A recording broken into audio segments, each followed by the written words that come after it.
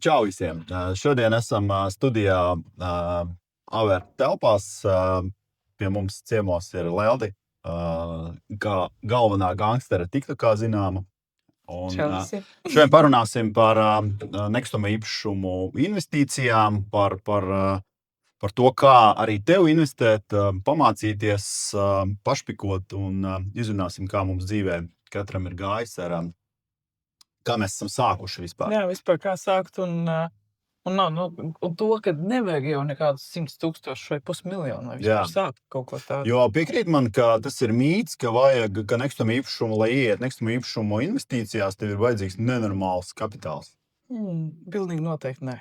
Pilnīgi noteikti nē, jo ir tik daudz opciju, iespēju, kur tu vari nākt gan kā daļā, gan kā 100% tikai tu esi investors, un kam pietiek arī ar dažiem tūkstošiem, varbūt 10. Pilnīgi noteikti ne 100. Jā. Tas no pieredzes ir viennozīmīgi. Bet tu varētu arī, kā mēs varētu iedrošināt cilvēkus, kam varbūt vispār ir ļoti maz uzkrājumi, sākt kaut ko domāt tajā virzienā, jo skaidrs, ka nekustamais īpašums tā nav nekādā zelta bedre, kur var ātri nopelnīt. Bet ilgtermiņā, manuprāt, tas ir tāda laba investīcija. Es izstāstīšu, kā es vispār līdz tam nonācu.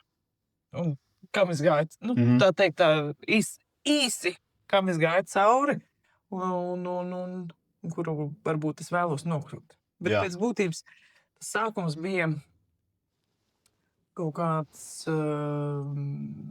10 gadi atpakaļ, nepilni 10 gadi. Es biju dekrētā.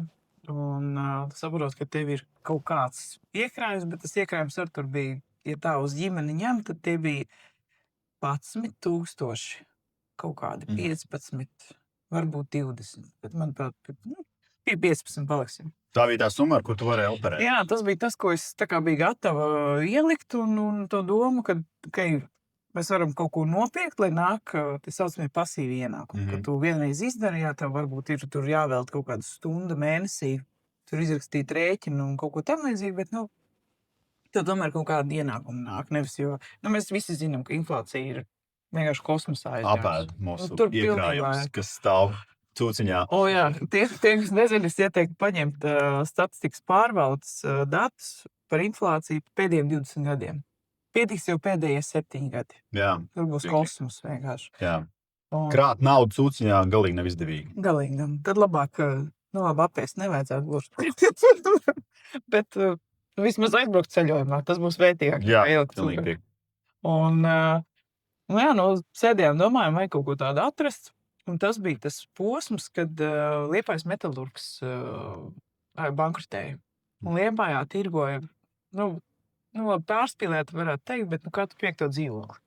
Jo tā bija liela rūpnīca, neviens nevarēja vairs samaksāt kredītus, un sāk tos dzīvokļus tirgot.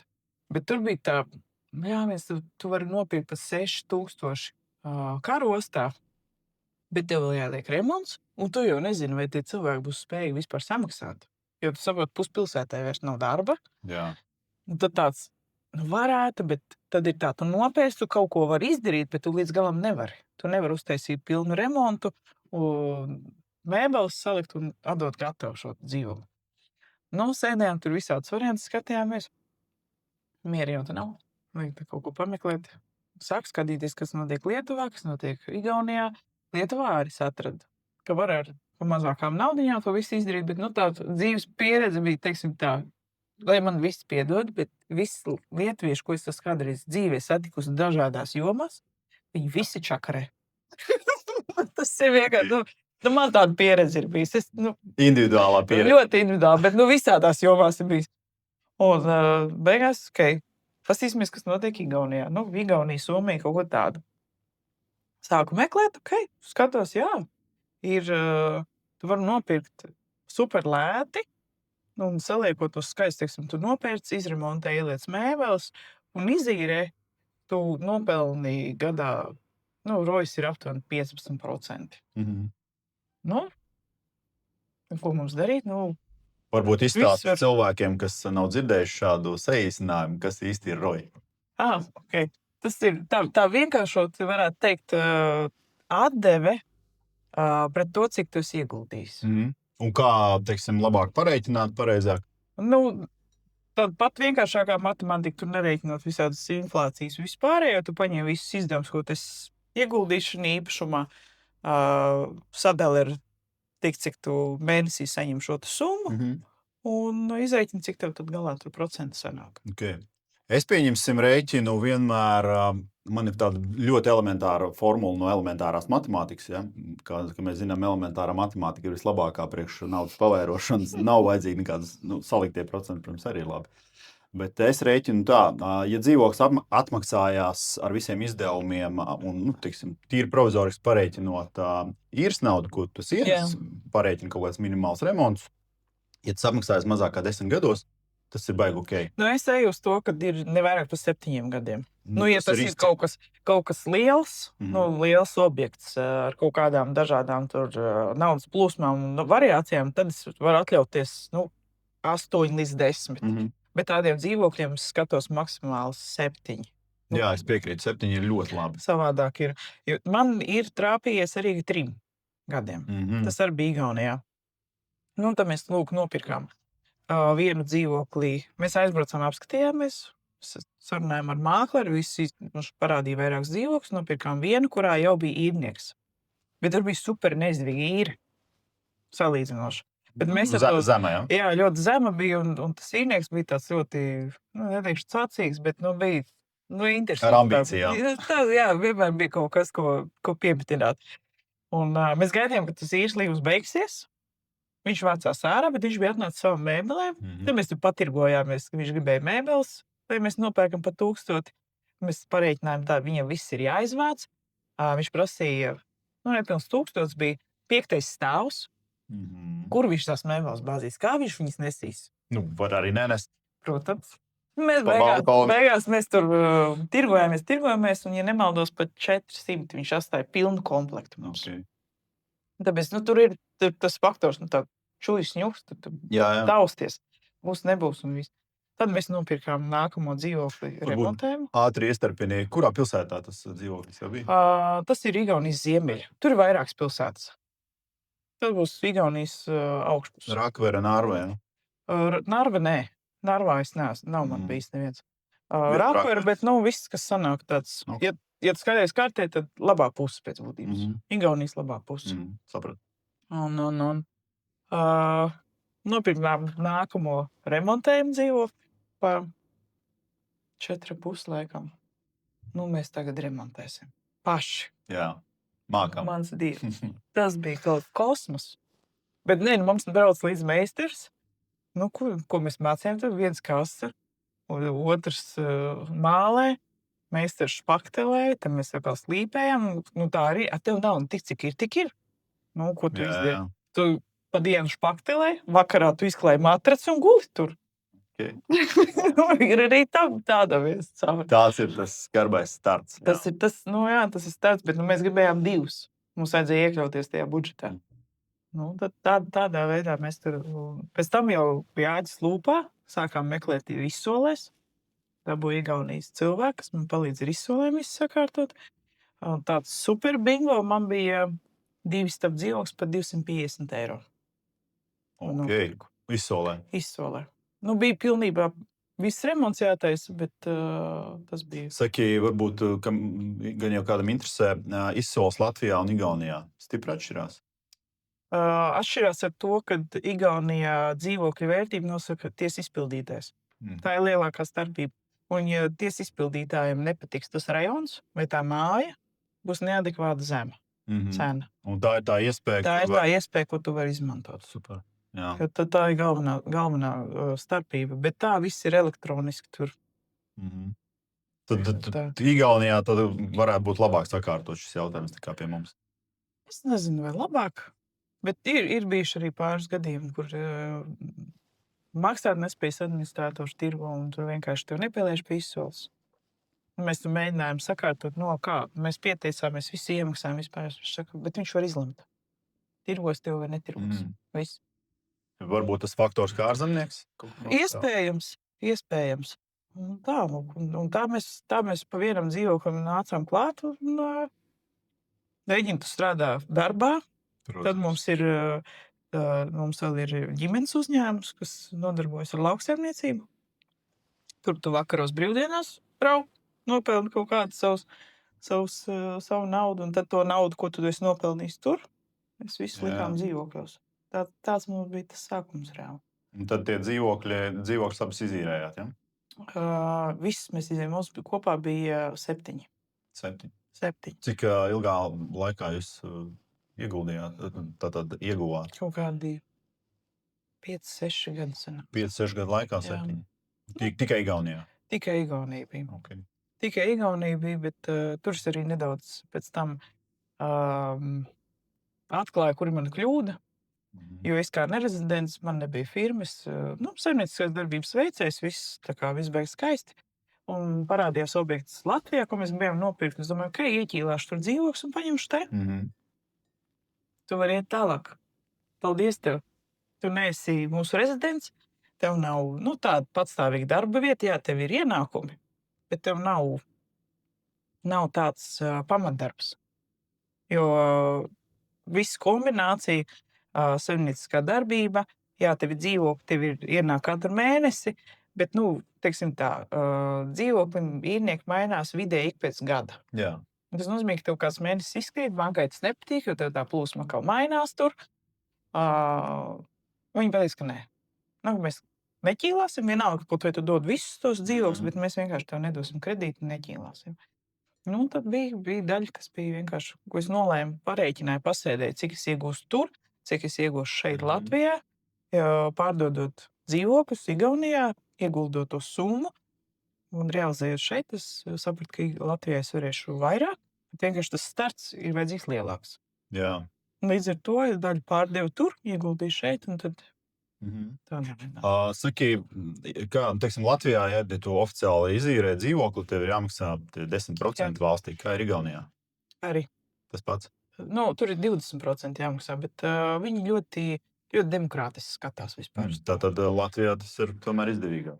It kā jā, bet tāpat laikā, tiklīdz tu Latvijā uzrādīs kaut kādus attaisnotos izdevumus, tu vari gaidīt, ka tev prasīs čekus vispārējais. Igaunijā tas ir viņi tomēr uzticās.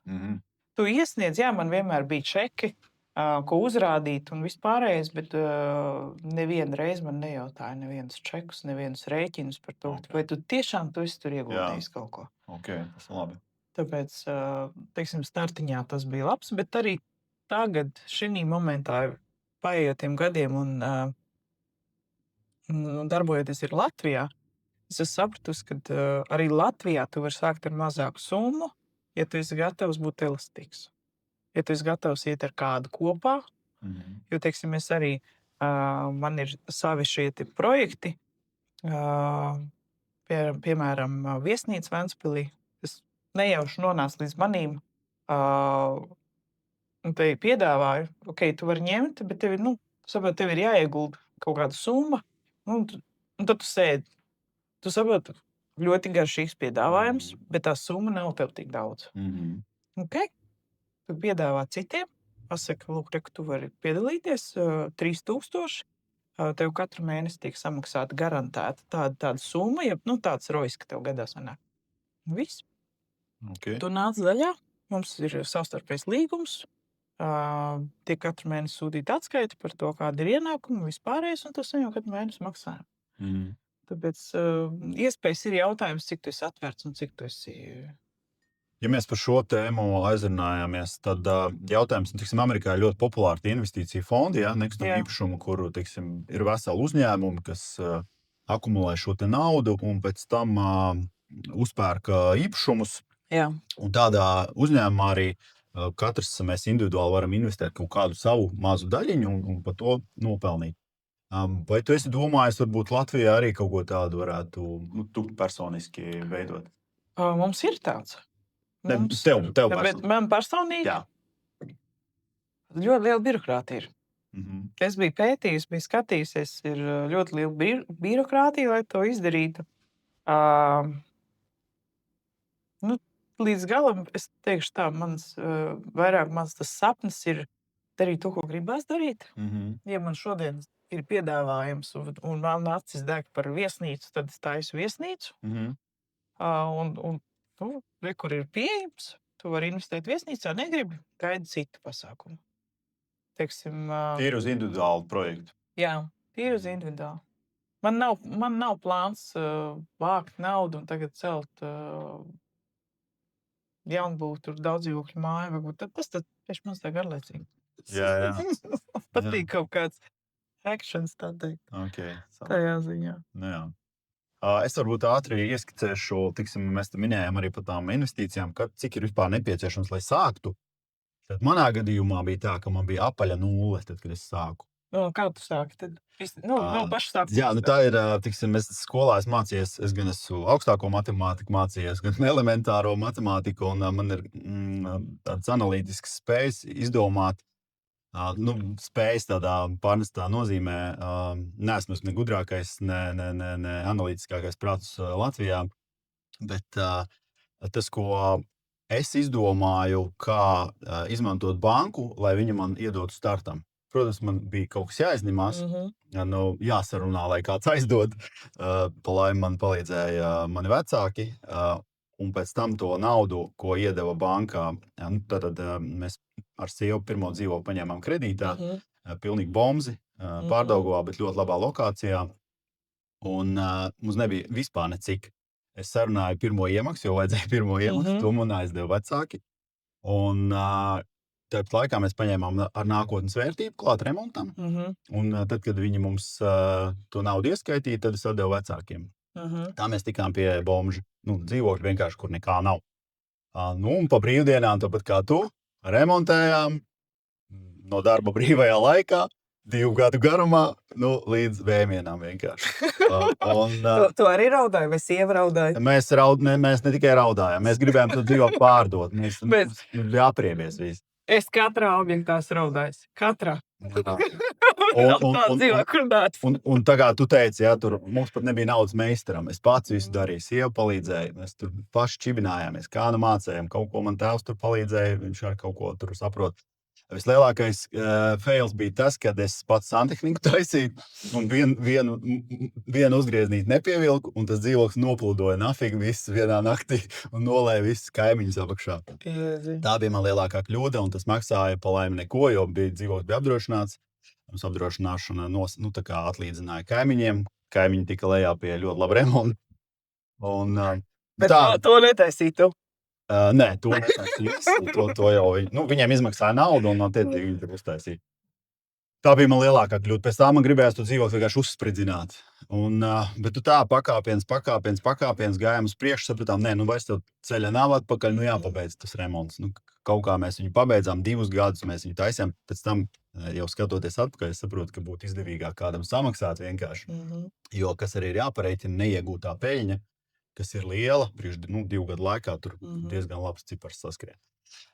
Tāds bija tas mūsu remonts, un finālā, protams, izremontējām, un tad jau tas ritenis aizgāja, oficiāli izīrējām, tā summa, kas ienāca, viņi nosedz kredītu, palika pāri, tā akumulējās lēnā garā, likām klāt, un tad jau tas velospēds sāka kustēties, un nopirkām otru dzīvokli, arī bomzi, bet tur jau es biju gudrāks, ņēma meistars. Un tādā veidā mēs iekustējāmies, principā, uz doto momentu 2 dzīvokļi. Mums ir no 0 uz īri, maziņi studentiem, bet ar ļoti labu remontu un ļoti labās lokācijās. Tā kā nav vajadzīgi baigie iekrājumi un miljonārs tētis vai mamma, lai kaut ko vispār sāktu. Protams, ir kaut kādas grūtības, kas ir jāpārvar. Jā, bet kā tev ar īrniekiem, teiksim, es ielieku video par dzīvokļiem vai kaut kādām izīriešanām. Tur veselu jūru komentāru, kad atstāja miskast, izdemolē, nemaksā. Tur, ir daudz dažādi varianti. Bet kā tev ir gājis viņiem? Ir tā, ka mēs arī tam ceļam esam gājuši cauri. Mums kaut kādā sākotnējā periodā palīdzēja viens labs cilvēks ar padomu, kā vispār to visu darīt. Kā meklēt kādu profilu un tiksim, kas ir tie atslēgas darbi, kas ir jāizdara. Jo, ja tu viņus neizdari, ja tu neizdari mājas darbu un paņem pirmo, kas atnāk, tad tā var būt ļoti liela kļūda. Un tagad, ko mēs darām, mēs taisam ļoti lielu atlasi. Mums ir labā lokācijā. Pēdējā atlase mums bija augustā 15 cilvēki pieteicās. Summa nebija maza, Mhm. dzīvoklis smuks, lokācija laba. Nav tur viss ideāli, bet Nu, ideāli nekad jā, nepatīs. protams, kādam kaut kas nepatika, bet jebkurā gadījumā mēs aizgājām līdz tam, ka mums ir viens variants, tu vari iet uz augšu ar to cenu, otrs variants, tu vienkārši vari izvēlēties to savu profilu. Un nevienmēr tas ir tas maksātspējīgākais. Tev jāmeklē lojālākais, iespējams vienkāršākais cilvēks, lai viņš būtu adekvāts un lai nebūtu. Bet grūti jau ielīst kādam galvā. Ne, Tas ir tāpat risks. Protams. Bet tas, ko tu teici par to, ka tur notiek kaut kādas cūcības, tas ir atlas, tā ir atlase.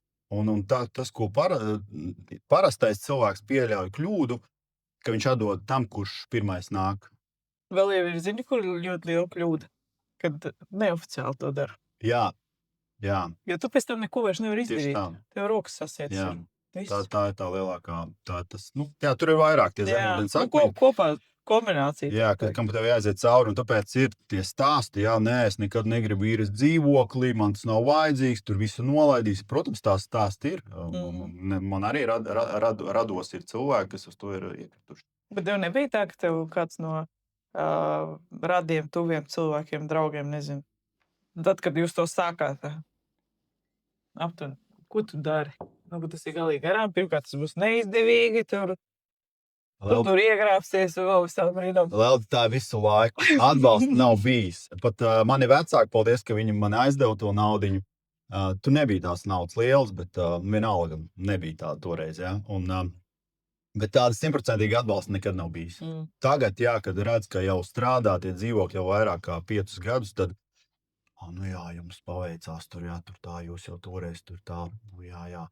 Tad, kad mēs, pieņemsim, 2 gadus negājām uz nevienu ballīti, jo vienkārši nebija laika iet, tev bija darbs plus tas, sestdien, svētdien, tad viss te, jūs lepni tur, tāda vai šāda. Un tam ir jāiziet caur tam. Es pat nezinu, vai tas heits vai kaut kāda tāda attieksme, ko cilvēki, ja tu sāc atšķirties, tad notiek kaut kāda tāda, tev sāk atgrūst, tu iedomīgs vai kāds, bet tu vienkārši gribi savu dzīvi izmainīt. Tas nekad Kā nav tev viegli. bija ar to? Zini kā, man ģimene nekad neteiks nē. Kad vienalga kaut kāda kreisa ideja būs, nenosodīs, neko tam līdzīgu, bet mamma ir tā vienmēr tā. Vai tev to vajag? Jā, vai tev to vajag? Vai tas meitiņi ir pareizi? Bet viņai mums tā feina ir tā, ka tu pasaki, ka nē, mamma, klausies, būs viss čotka, tā kā viss kārtībā. Viņa nejaucās. Un tad, kad bija pirmais sanāca, viņi paprast pēc kāda brīža, kā tur ir. Es saku, tur tā un šādi, un tas. Ok. Un tā viņa pēc tam jau pie kaut kādas, netieši 3. vai kurš dzīvoklis, man jau bija otrs bērns piedzimis. Tev ir atvaļinājums, teiksim tā, meistaram ir atvaļinājums no darba, vīram ir atvaļinājums, omeņiem atvaļinājumu, visi braucām uz Igauniju, omi pieskatīja bērnu, un mēs atkal. Jā. Bet tad jau mēs negulējām, tur mēs gulējām normāli īrētā dzīvokli. Jā, atcēlušies. Jā. Tāpēc ir, bet jā, teiksim tā, manā lokā nav bijuši, tāda nosodoša, bet ar interesi bija. Jā. Interesi bija, kā tad tas viss beigsies. Reāli. Jo ļoti daudzi tajā, protams, ka tas prasa kaut kādu laiku, tas prasa enerģiju, tas prasa ieguldījumu, tīri emocionālo, ne visi to grib, ne visiem tas ir vajadzīgs. Kurš var 2 gadus vai tā kā tu tur gulēt kaut kur, turpat špaktalēt, turpat guli, ne visi to var. Tīri emocionāli. Tāpēc ir tas, nevis teiciens, bet ir tā, vai tu ieguldi savu laiku, vai tu ieguldi naudu, vai savu prātu, rokas vai vēl kaut ko tam. Ja tev nav naudas, tad tu... Tieši tā, un kas jauniešiem, manuprāt, tagad viņi nesaprot to, ka mums nav naudas. Mums arī nebija kādreiz naudas. Bet tev ir laiks, tev ir enerģija ieguldi to, un tu daudz ko pats var izdarīt. Galvenais tur šeit ir tas uzņemties risku. Jā. Tas ir pats galvenais, ar ko vajadzētu sākt. Es pilnīgi piekrītu, jo, ja tu neuzņemies risku, tad... Tu nekur nebūs. Ja tu sēdēsi visu 100 gadus stūrī un neuzņemsies risku, kāda tev dzīve būs? Tāda arī būs. Nekāda. Tāda arī būs. Tāpēc, ka man citreiz prasa, vai tu vari, vai tu esi brīva, vēl kaut ko. Es saku, teiksim tā, es esmu vienmēr brīva, bet es vienmēr arī strādāju. Jā. Viss. Nu, tā ir tā dzīve, jo kādreiz es strādāju pašvaldībā no 9 līdz 5. Tu strādāju 8 gadus laikam. Un tad pie otrā bērna pateicu, ka es vairs atpakaļ nenākšu pēc dekrēta, jo es biju nonākusi tajā punktā, kad es ar dzīvokļiem varu nopelnīt tieši tikpat, cik man bija alga. Jā. Un, ja tev ir jādomā, kad tu drīksties aiziet pie ārsta, pie friziera, atvaļinājumā braukt. Kad kolēģis neiet. Jā, kad tev visu laiku ir jāpielāgojas. Robiņš, ka tu varēsi. Tad es sapratu, ka nē, tas ir viss. Ar to beigsies. Jā. Protams, te atkal ir tas otrs grāvis, ja, kas varbūt kādam liekas, jā, savs uzņēmums, tad tā būs brīvība. Jā, tā būs brīvība, bet tāpat laikā neviens jau neatcēl, ja tev ir kaut kāda mērķa, tev būs jāstrādā. Jā. Un arī sestdien, svētdien. Arī šeit mēs esam sestdienā. Jā. Citi varbūt atpūšās. Mēs, neteiksim, ka mēs strādājam. Citi guļ uz dīvāna, kas svētdien. Jā, filmu skatās vai vēl kaut ko. Mēs esam šeit, mēs darbojamies, un ne jau tāpēc, ka mums mājās nav ko darīt, jā. Tāpēc, ka mums ir kaut kāda mērķa dzīvē. Ko tu vēl gribētu izdarīt? Saistībā ar nekustamo īpašumu. Principā man tas minimālais mērķis ir Rīga 10 dzīvokļi. Man tagad ir maz tāda pauze, jo ir citi projekti vēl. Bet, principā, jā, tas minimālais Rīga 10 dzīvokļi. Tas ir tāds, es tev pat nevaru nosaukt, cik gadu laikā, bet es gribētu teikt 5-10 gadu laikā. Tas ir viens no mērķiem. Tev? Man? Zini, ka es cenšos sev ielikt rāmjos. Man gribās visu, ko ļoti daudz un uzreiz. Par rāmjiem. Es biju dzirdējis, ka tu par tālām ārzemēm esi domājis. Jā. Kas ar investīcijām ir pasaulē? Pasaulē? Uz doto brīdi skatāmies, piemeklējam tādas izdevīgākās valstis, tā teikt. Jo mans mērķis nav dabūt 10 Rīgā. Man drīzāk ir vienu Rīgā, vienu Vietnamā, varbūt, atkarībā kā tas viss sadalīt tās ostas. Sadalīt, jā, pēc būtības izmētāt viņas pa visurien. Maksimāli daudzām vietām un maksimāli dažādas. Nevis ir visas ilgtermiņa, bet ir, tur ir viens, butīka hoteli, tad ir ilgtermiņi, teiksim, tagad es aicināju cilvēkus uz Ņujorku. Ņujorkā investēt, kur starp citu, es ieliku aicinājumu atsaukties cilvēkiem, kuriem ir vismaz 80,000 un kas vēlās tā kā investēt. Man patīk tie komentāri. Ņujorka tūlīt, nepateikšu vārds vārdā, Ņujorka tūlīt būs tukša, kurš atkal meklē aitas, visi, kas atsauksies, tie būs aitas, un te ir aipu cirtējs, vispārējais. Un tad tu sēdi un tu skaties, tu saproti, ka Amerikā mainās tirgus. Tas būs, gads, 2 jautājums. Kamēr tu to darījumu realizēs, tie ir 4 līdz 6 mēneši. Tas tāds normāls. Protams, ir kaut kāda ātrā versija, kur tu vari pāris mēnešos, bet Amerikā tas process ir daudz garāks nekā pie mums. Tas tirgus jau būs sakustējies. Līdz mums Latvijā atnāks vēl kāds gads, 2 bonusā nāks. Un kaut kas atkal mainīsies arī pie mums. Bet feature ir tajā, ka tu esi gatavs tam tirgum, tajā momentā, ka tur ir reāli jālic iekšā.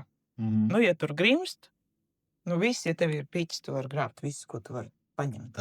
Neatceros, kurš gudrs cilvēks to teica, bet iespējams tas bija Rockefellers, ka nauda ir jāiegulda tad, kad uz ielām ir asinis un bardaks. Nevis tad, kad visiem viss ir labi un viss ļoti maksā dārgi. Jā, tāpēc, un arī tā feature, kad es pārsvarā aicinu cilvēkus to darīt maksimāli neizmantojot kredītus. Jā. Vai arī tu vari izmantot kredīti, bet tu saproti, ka tev ir vairākas šīs te naudas plūsmas. Un ja tu zini, ja tev viena nobruks, tev vismaz ir vēl. Jā. Kad nav tā, ka tev 100% īri aiziet 100% kredītā. Tad ir. Un es gribēju pieminēt to, teiksim, man pirmais starts bija, man palīdzēja banka, un paldies viņiem par to, jo bez bankas, es nevarētu to izdarīt, sākt vispār to darīt. Manā gadījumā mēs pirmo kredītu par to dzīvokli atdevām, manuprāt, 4 gadu laikā. Un viss. Otro dzīvokli jau mēs.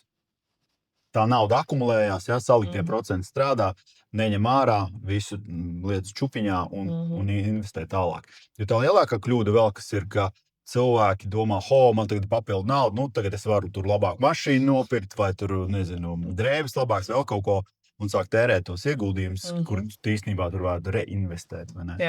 Jā, tā ir. Bet tam ir jāiziet cauri. Jā, protams. Tam ir jāiziet cauri, jo es zinu, ka es arī esmu kaut kādas naudas vienkārši apēdusi. Protams, mēs visi notērējusi. Mēs visi tā esam darījuši. Bet tam jāiziet cauri, tad tajā momentā, kad tev forši ienāk tās pirmās īres naudas, tu beidzot vari ielikt telpu, tev nav jāstrādā, tev nav jāmaksā meistaram, materiāliem vispārējais. Un tad pēc tam tu tā kā jau visi atslābis no tā, un tev liekas, ka tev ienāk vēl, tev ienāk atkal. Nu tad šodien var aiziet tur. Jā. Un tad tev atkal ir cīņa ar sevi. Saki, Leldi, kā ir labi? Tu tagad nopērc, pieņemsim, 80,000, nopērc. Es nopērku Ņujorkā to dzīvokli.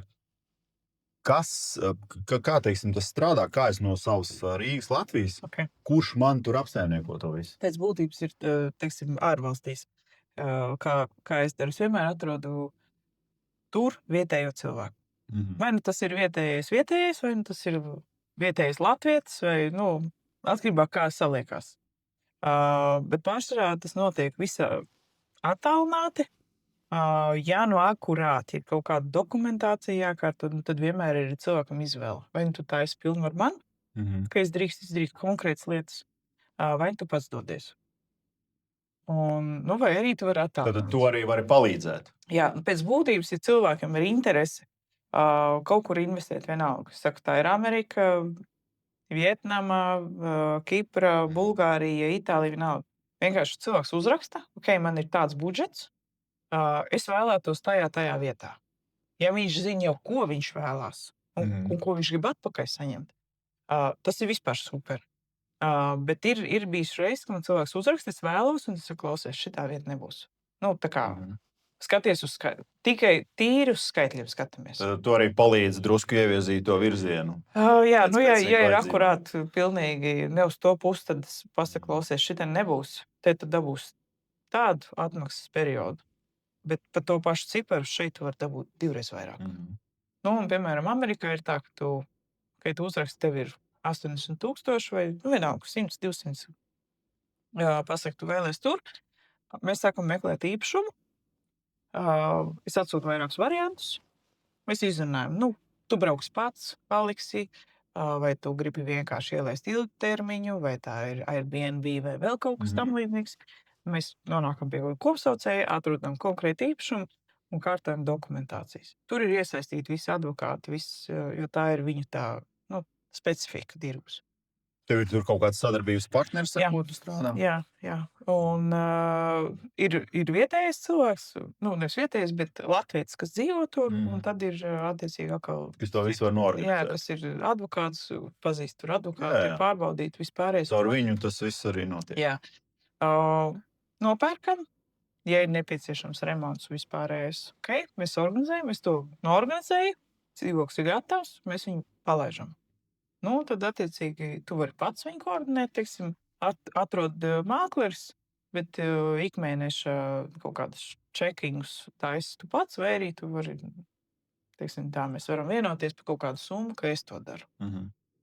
Visi skaitītāji, rēķini, komunālo pārbaudas un vispārējais. Tāpēc tas viss ir tāds ļoti jautājums, vai tu esi gatavs tam. Jā. Jo vienmēr var atrast, un ja arī es nevaru izdarīt, vai vienkārši es to nedaru, es vienmēr varu ieteikt kādu, kurš to dara. Tu atradīsi kādu. Es atradīšu, ko es varu iedot, lai tu to vari izdarīt un atrisināt to jautājumu. Tāpēc jā, es saku, nav obligāti jābūt 80,000. Tie paši 3,000. Padod ziņu, ka tev ir 3, 4, 5, tu vēlies investēt, un tad, kad būs tāds objekts, kurā ir iespējams nākt daļā, tā teikt. Viss. Es vienkārši padošu ziņu, kur tev ir, kur ir iespēja, tava izvēle. tu nāc spēlēt garām.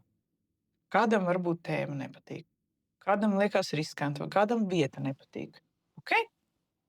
Gaidam nākamo. Jā. Bet tas posms, kad es, teiksim tā, kā mēs runājām vienu dienu, kad cilvēku uzraksta, es gribu Purvciemā dzīvot pa 20 Jā. 000. Es arī. Es tam izgāju cauri, paldies, es negribu. Es gribu darīt to, kas reāli man aizrauj, kas man patīk, un kurus var iedot vērtību. Pirmkārt jau, piemēram, tev, un nebūsim, protams, muļķi arī sev. Protams, loģiski. Tas ir laiks. Es vispār uzskatu, ka bizness ir tāda, daudz domā, jā, tur uz mani rēķina kāds nopelna. Bizness tā ir palīdzība. Tas ir Tev taču nav to kontaktu. Tu Jā. esi gatavs par to maksāt, ok? Tas Tu ir tāpat nopelnīsi. tā kā tu to savu ūdeni, tu pats izdarīji, jo tā kā tev Jā. nebija. Es jau varēju kādam samaksāt, un nebūtu man to problēmu. Jā. Bet man jau liekas, ka es visu pats varu. Protams. Mēs arī savu matu varam nogriezt, zobus salabot, ja? It kā Jā. teorētiski, teorijā. Jo roku varam ieģipsēt, ja Jā, savu tāpēc te ir tas jautājums ar tiem riskiem, kāda tev būs, ja tu dēļ nezināšanas var ļoti lielās problēmās, un viens ir labi tīri tehniski, bet juridiskās lietas tomēr tas prasa kaut kādas zināšanas. Un arī par to, kā tu minēji, ja? Nekustamo īpašumu iegādi tur kaut kur aiz okeāna. Tu jau vari pats braukt un meklēt. Jā, Lai tev izdodās, vai ne? Jo es tam izgāju cauri Igaunijā, pati braukāju turp, šurp, vēl kaut ko. Un pēc tam, kad tu to visu pabeidz, un tu sāc analizēt savus tās darbības, tu saproti, ka to tu varēji nedarīt. Šeit tu varēji aizsūtīt citu, šeit tu varēji samaksāt varbūt 100, bet reāli tu būtu iztērējis 3 dienas, un varbūt, teiksim tā, tu varēji iztērēt, samaksāt cilvēkam 100 eiro, lai viņš to izdara tavā vietā. Nē, tu brauc pats, rēķini tev ir 2 dienas, gulēšana, ēšana, transports, savs laiks, ko mēs reti, kad vispār skaitam. Jā, tā arī. Beigās tas kopumā tev sanāca 300. Un tad tas sēdi, es varēju samaksāt to 100 un viss. Jo es arī dzīvokļiem biju izgājis cauri. Man likās, aizvāc bombzinieks, paši. Nemaksāsim nevienam 100-150 eiro par to, ka viņi izvedīs vecas mēbeles. Paši izvedīsim, tur sašķirosim, nodosim, kur var nodot. Atceros, mēs glabājām vecus dīvānus, gaidījām to mēnesi, aprils vai kad ir, kad drīkst nodot bezmaksas mēbeles. Tu gaidi, tu tagad iekonomēs.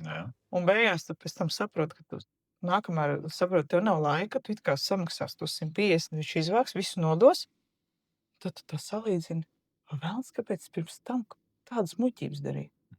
Bet, tam ir jāiziet cauri. Tam jāiziet cauri. Jo es arī to ceļu, ko es esmu nogājis, es sapratu, ka tagad es ļoti daudz, pilnīgi savādāk daru. Tāpēc, ka nav vērts, tā kā tu teici, pirmkārt vajag pareiķināt, cik tu pa to laiku, kamēr tu tur dari to, ko tu nemāki darīt, cik tu varētu nopelnīt naudu savādi, teiksim, ar to, ko tu māki darīt. Un tad tu padomā, ja tu vari vairāk nopelnīt, tad kāpēc tu dari to, ko tu nemāki darīt? Kamēr tu sapratīsi, kā tas strādā, tu noteikti pieļausi kļūdas, noteikti, bez variantiem. Un ko tas vēl maksās? Materiāls sabojās vēl kaut ko. Jā. Un lieki nopirksi. Jā, pa daudz nopirksi. Atpakaļ, jo tu neatdos vienu lokstu. Muļķīgi. Kur tu tagad viņu bāzies? Kāds kaut kādam maksāt, lai viņš ved prom. Jā, tu viņam maksās, lai ved prom. Tad domā, es atstāšu man nākamo objektam. Viņš nevar stāvēt mitrā vietā. Viņš tev ir nostāvies pusgadu gaidot nākamo objektu, viņš vairs nav lietojams. Viss. Mēs tā arī darījām. Mēs iepirkām pa daudz laminātu un atstājām. Bet, paldies Dievam, mums noderēja nākamajā dzīvoklī, jo tur bija tieši tāds pats lamināts. Mēs vienkārši. Bet tur atkal bija problēma. Bija pagājuši pāris gadi. Un mēs braucām uz depo, un tur tieši tāds tur nebija. Tas arī vēl nav. Kaut kas tur, tad tur mums arī bija. Ir tādi momenti, bet, tāpēc... Saka, Leldē, kas ir tavs lielākais fails? Tieši, tā, godīgi atzīstoties, tur es kļūdījos. Tieši pa nekustamību. Man ir vairāk bieži. Izstāsti pašu briesmīgāko. Tāds svaigākais man bija, kad es strādāju ne ar tiem cilvēkiem. Tieši cilvēku? Jā, tieši cilvēku resursu. Jo ir ļoti liela starpība tieši ar meistariem. Ir meistari, kas nāk vienkārši nopelnīt naudu. Nu, tā teiksim, man vajag ēst, un es tagad Kaut ko māku, kaut ko māku, kaut ko nemāku un darīšu, kā es māku un vispārējais. Un tad ir meistari, kas strādā uz sevi, uz savu vārdu. Jā, viņi ir dārgāki. Nu, un tad ir tas moments, kad tu tādā kombinācijā, jo, teiksim, tu strādā ar meistaru, kurš mēdz iedzert, bet viņš strādā labi. Tad var tā kā Kad skaidrā, tad labs meistars. Tu vari pievērt acis vispārējais. Un bija pagājušā gadā man bija tā, ka man ir vienlaicīgi 3 dzīvokļi. Un mēnešu laikā viens meistars nomira. Okay. Vienam ģimenē tur bija Crazy Daisy.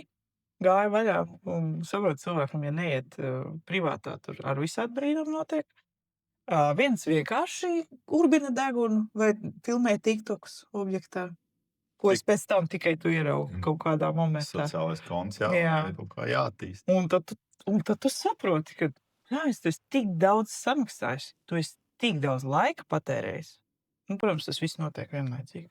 Pēc tā mēneša es pateicu, ka viss, es ņēmu cilvēkus, es paņemu, mēs sarunājam, viņš strādā uz sevi, mēs aizējam uz objektu, reku tev ir, vienojamies cenu, viss. Man neinteresē. Tu man pasaki termiņu, tu nokavēji, tev problēma. Jo man tad ir jāatskaitās. Jā. Man katru dienu ir finanses. Atkal negūtā peļņa jārēķina klāt. Tur viss kaut kas bija. Tāpēc ir, un es ieliku tik tā kā video par to, ka es meklēju meistaru. Un meistara, meistara mamma ierakstīja man komentārā, tu nesi samaksājis iepriekšējiem. Es redzēju, ka tas pats cilvēks uzrakstīja viņa atsevišķi, pirmkārt komentāri ierakstīja, kad, lai pajautā šim te meistaram, vai viņš ir izpildījis darbu. Tas bija tajā Crazy mēnesī toreiz. Un es pēc tam aizsūtīju meistaram, es uzrakstīju rekrutēju. Mums bija vienošanās, tu neizdarīji to, tu izdarīji tik, rekurīja tava kvalitāte, pēc kur man bija siena jāpārkrāso vispār dzīvoklī pēc tā, ko viņš bija izdarījis, kas man akal bija kādam jāmaksā. Jā. Es saku, es tev nāc parādā. Un pasaki komentāru rakstīšanai. Mammai. Jā, mammai. Sveicieni. Viņi man nobloķēja un visur, man liekas, viņi man nobloķēja pat. Es domāju, paldies Dievam. Jā. Es teiktu, ka tie ir lielākie. Ja mēs aizskārām šo te komentāru tēmu, saki, kā tu, tad, kad tu sāki, kā tu, tiksim, tīri emocionāli, kā tu tiki galā ar šo te heitu, kaut kādiem tādiem negatīviem, pretīgiem komentāriem? Zini, kā man ir tik lieliska ģimene, ka melnais humors mums sit augstu vilni. Un ir brīži, kad man varbūt tā aizskar nedaudz. Bet es to vairāk uztveru kā izklaidi.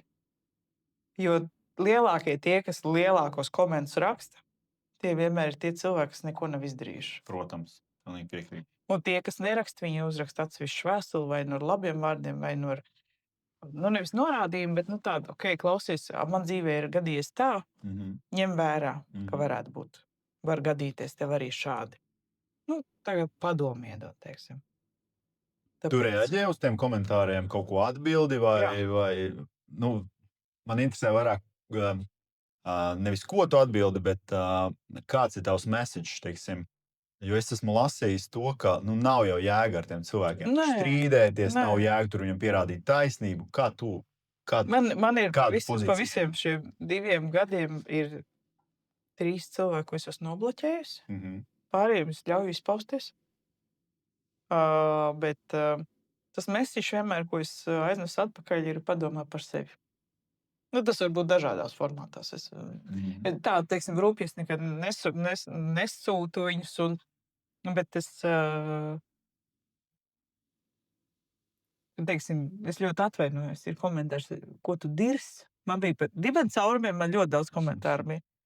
Tad es vienmēr atpakaļ uzrakstīju, manā pusē neož. Liekas, ka tavējā. Viss komentāru vairs nav. Jā. Viss, ar to viss beidzās. Tādā veidā. Nu, Bet pilnīgi tev piekrītu. var noteikti ir daudz komentāru, kas ir. Ir reizēm tādi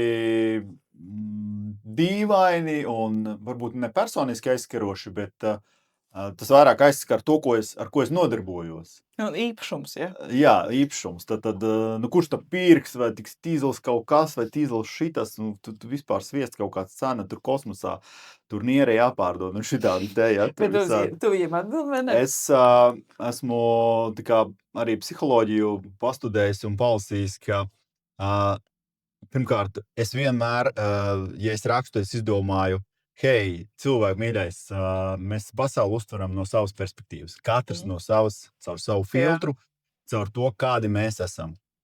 Tātad, ja tu tā pasauli redzi, tad tu tāds esi, ne jau esi.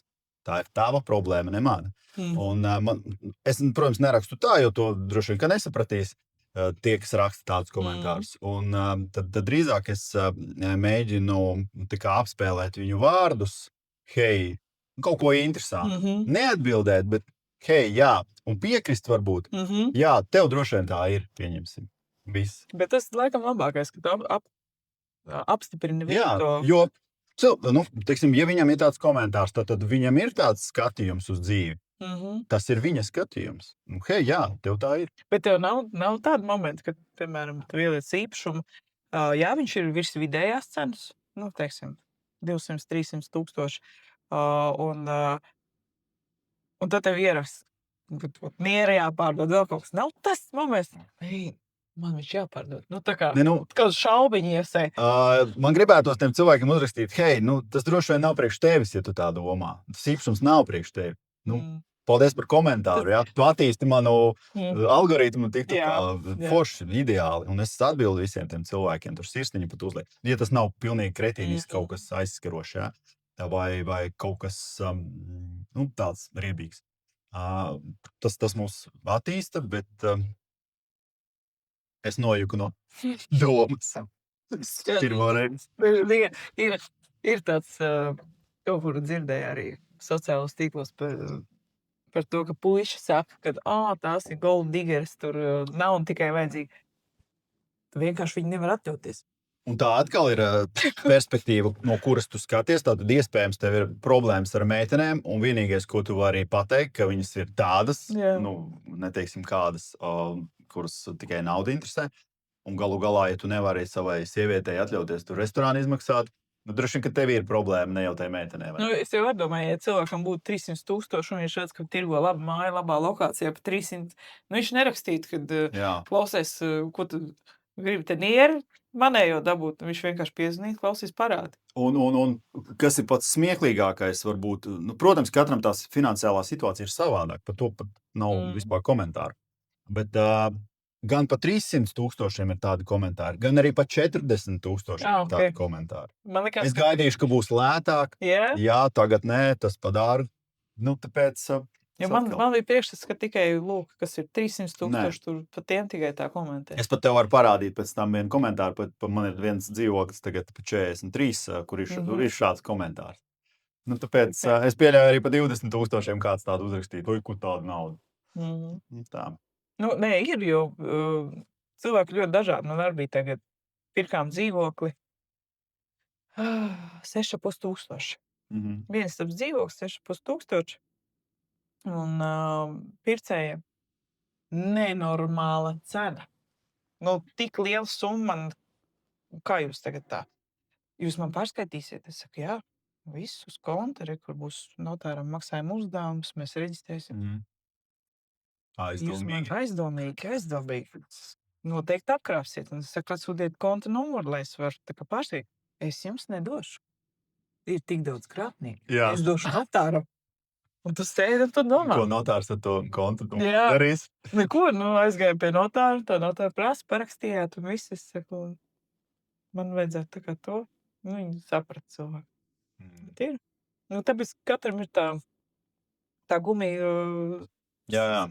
Un kas ir droši vien tādiem pavacākiem cilvēkiem, viņi tomēr gājuši caur krīzē, Banka Baltija, kas bija 90. Jā. Vēl kas mums te pēdējā banka nobruka. Pareks vai AB? Laikam precizēsim. Kur Raimondam Paulam arī palika nauda, jā. Un daudziem cilvēkiem palika liels summas. Tāpēc neturiet naudu kontos. Vispār. Pērciet Jo kaut ko. atslēgas vārds ir nekustamais īpašums. Jā, Viņš ir nekustams. Protams, var visāds kataklizmas būt, bet tad jau būs visiem vienalga. Bet principā, kas vēl man patīk nekustamajos, ka mēs jau sākumā par inflāciju bišķi ieminējāmies, ka principā, ja tev ir kaut vai tur 20,000 un nopērc nekustamo īpašumu par 20,000, jā, var izstaigāt krīzes, kaut kas, bet jebkurā gadījumā viņš uzkāps. Jo naudas vērtība var vienā dienā vienkārši būt 0 vai kāpēc, tur kaut kāds centi palikt. Nekustamais īpašums, ja tiešām nenotiek kaut kas šausmīgi briesmīgs, tad vērtība viņam atjaunosies. Mēs esam arī runājuši par kara darbību. Jā, man tur atceros kaut kādu dzīvokli, es biju ielikusi un teicu, atnāks Krievija un tagad viss uzbombardēs to māju un tur nebūs nekā. Jā, ir tāds. Nepērc dzīvokli, nepērc māju, nopērc zemi. Zemi! Jā. Tu vari mest bumbas, cik tu gribi. Izlīdzinās. Viņi vienmēr tur būs. Jā, tam piekrīt. Tāpēc tās opcijas ir tik daudz un dažādas. Un ar summām tu vari sākt, es saku, no pāris tūkstošiem. Saki, kas ir varbūt kaut kāda interesantākā grāmata, ko tu par šo tēmu, par investīcijām esi lasījusi, vai teiksim, kas tev ir ļoti iespaidojusi, varbūt kaut kad jaunībā vai nesen? Pirmā grāmata, kas man tā tiešām, tāds pamatiņš, bija Bagātais tēvs, nabagais. Klasika. Jā, klasika. To laikam ir visi, ne visi, bet daudz. Ļoti daudz, jā, bet liek aizdomāt. Jā, man šķiet, ka tā arī bija viena no pirmajām grāmatām, kuras izlasīju. Īstenībā viņu droši vien vajadzētu pārlasīt. Jā, viņi ik pa laikam jāpārlasīt. Jā, pilnīgi piekrīt. Bet es vēl meklēju kādu super grāmatu, un ja kādam ir ko ieteikt par metodiku, kā menedžēt naudu, kurš ir tas labākais salikums. Jo ir ļoti daudz salikumu. 50% pamatvajadzības, 20 investē, 10 tur prieciņš, 20 vēl kaut kam. Bet ir tik daudz variantu. Jā, katram savs. Un kā tieši analizēt savas finanses, lai tu tiešām var ielikt viņus tajos procentos. Es vēl joprojām taustos. Cenšos saprast, kurš tas labākais variants. Bet, ja kādam ir idejas, lūdzu, jā. Var ieteikt grāmatu kādu. Kas man viena ļoti vienkārša, maza plāna grāmata, kas man ļoti, manuprāt, no finansēm, kā tur arī vienkārši viss aprakstīts, principā arī bērns viņu var lasīt, ir Bagātākais vīrs Babilonijā. Vienkārši elementāri aprakstīts pa groziņiem, un tur, ja to grāmatu izlasa, es domāju, jebkuram ir skaidrs, kā vajag rīkoties ar naudu tieši. Tepat nav runa par investīcijām, vienkārši kā rīkoties ar naudu, jo kā mēs arī runājam, ka tu vari to peļņu apēst, vai iztērēt, labāka mašīna, labāka dzīvesvieta, apģērbs, vēl kaut kas. Bet tu vari, tā kā tu teici, 10% paņemt sev, pārējo reinvestēt, un tad jau tev akumulējās. Un pēdējā grāmata, ko es lasīju, bija Warren Buffetta Sniegbumba. Milzīgi bieza grāmata, bet tur par viņa kā viņš ir investējis savā dzīvē, un kā viņām tā sniegbumba ir aizgājusi. Jo viņš, izlasot šo te grāmatu, tad es sapratu, ka viņš īstenībā ir tikpat vienkārši kā mēs. Viņš neko neatšķirās. Viņam ir analītisks prāts, kas ir plus, un viņam ir pacietība. Un viņš arī riskē. Bet riskē viņš tomēr varbūt ne tā kā mēs ar pēdējo kaut ko. Jā. Gan jau viņam ar tādu momentu ir droši vien. Un izlasot šo te grāmatu, es sapratu, ka patiesībā tā sniegbumba vai tas, ko tu turi un akumulē, tas ir baigi svarīgi. Jo tiklīdz tu viņu samazināsi, tu jau visu laiku vari ņemt ārā. Protams. Un tev viņi nekad neaugs. Jā. Tas tavs kapitāls. Tāpēc, jā. Saki vēl, kas tev ir tāds mērķis, pat ne mērķis, tāda misija dzīvē? Ko tu gribi šo dzīvi nodzīvojot, ko tu gribi atstāt sabiedrībai, šai pasaulē kaut kādu nospiedumu? Sarežģīts jautājums. Tas ir sarežģīts, jā. Pasaulē. Vienkārši var teikt, labi, tu investē, bet beigās, tagad tev būs tur 80, 90 gadi, tu būsi priecīgi, ka jā, es esmu to izdarījis. Zini, ka mana tā vispār dzīves misija ir izdarīt lietas, ko citi cilvēki uzskata par neiespējamām. Piemēram. Bet, piemēram, cilvēki Ventspilī viesnīca, tur ir tikai sezonāls turisms. Vasarā viss skaisti, forši. Atpūtīt pie jūras. 1. septembris, tu vari vienkārši aiztaisīt durvis. Un tad es meklēju veidus, kā šis te īpašums var strādāt arī pēc 1. septembra. Līdz nākamajai vasarai. Lai nebūtu tā, ka tev ziemā ir mīnus vai jāmaksā komunālie un viss ir tukšs un vispārējais. Un tādā veidā. Un katram šim objektam tas ir tāds nelielais izaicinājums man parādīt, kaut ko var izdarīt. Kā tu skaties uz to, tiksim, ir vajadzīga kaut kāda pašvaldības iesaistīšanās palīdzība? Nu, tiksim, ar kaut kādu pasākumu Viņi organizēšanu. ļoti daudz palīdz. Ļoti daudz. Tieši Ventspils paši. Ventspils ir fantastiski daudz palīdz uzņēmējiem, tīpaši turisma nozarē. Tur ir cepurnos, tur daudziem būtu jāpamācās par to. Bet vispār kā tādu, saku, man tas, piemēram, pat tāpat Ņujorka. Komentāros cilvēki iesmēja. Ko tu Ņujorkā? Galīgi? Jā. Galvas saspies. Skaties. Es izdarīšu. Jā. Tā ir tā mana misija. Parādīt, ka tu ar trīnīti var ieguldīt. Ja kāds pateiks, ka šitais ir sūds un tas dzīvoklis nevienam nav vajadzīgs un no viņa neko nevar izdarīt, es izdarīšu. Vienkārši skaties. Jā. Tev arī tas, ja tev pasaka nē, tu par spīti ies un to izdarīs. Man arī tāds ir, jā. Tas ir tāds. Tas laikam ir tas galvenais. Un jo vairāk cilvēki teiks, ka tas nav reāli, jo vairāk man gribēsies un es parādīšu. Bet, tas, kurš gribēs un kurš būs gatavs, tas paņems to. Citam tas būs for fun. Viņš pastīsies viģiku vēl kaut ko un ar to var beigsies. Citam varbūt dzīve tā mainīs. Jā. Ok, Leldi, tad sarunu nobeidzot, varbūt pasakām mūsu klausītājiem, katrs pa tādam foršam instrumentam iedodam kaut kādu tādu vērtību, lai katrs varētu no mūsu klausītājiem paņemt kaut ko no šīs sarunas interesantu priekš sevis.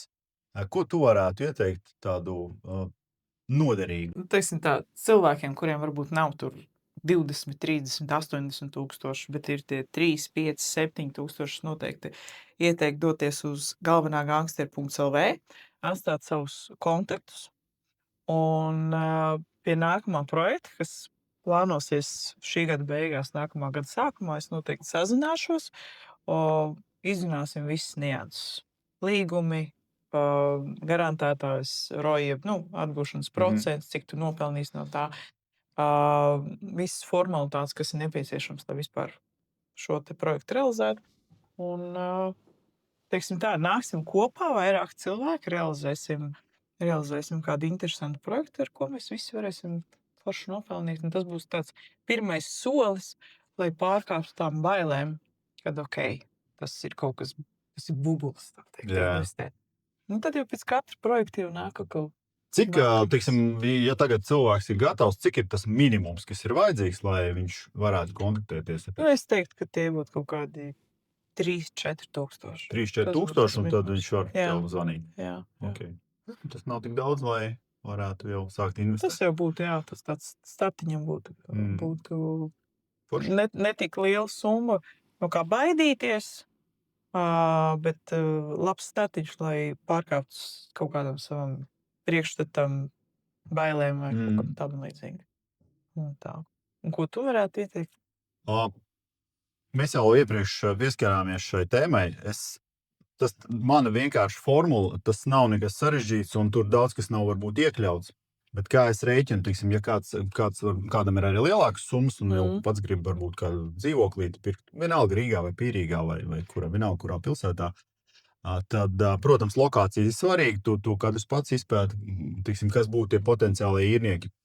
Bet idejiski ir tā, ka jūs vienkārši paņemat to dzīvokļu summu, pieņemsim, tie būtu 30 000. Tas ir kā tu aprēķini ROI, ja? Apmaksāšanās periodā. Teorēti, jā. Protams, tur nav viss iekļauts, bet tā, lai aptuvenais cipars paliktu skaidrs, tad paņemam, pieņemsim 30 000 dzīvokli, sadalām viņu uz iespējamo īres izīrēšanas maksu, kas būtu, pieņemsim 250, ja?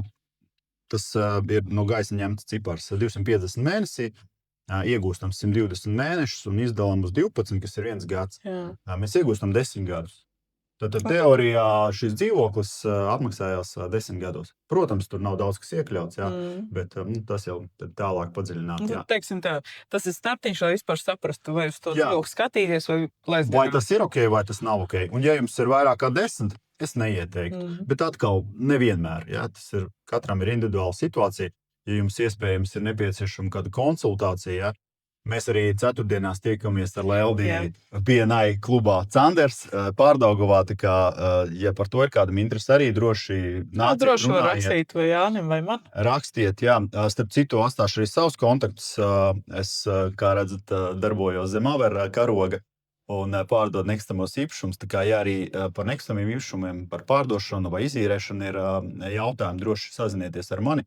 Atstāšu kontaktus apakšā, jā, e-pastu un varēsiet sazināties ar mani.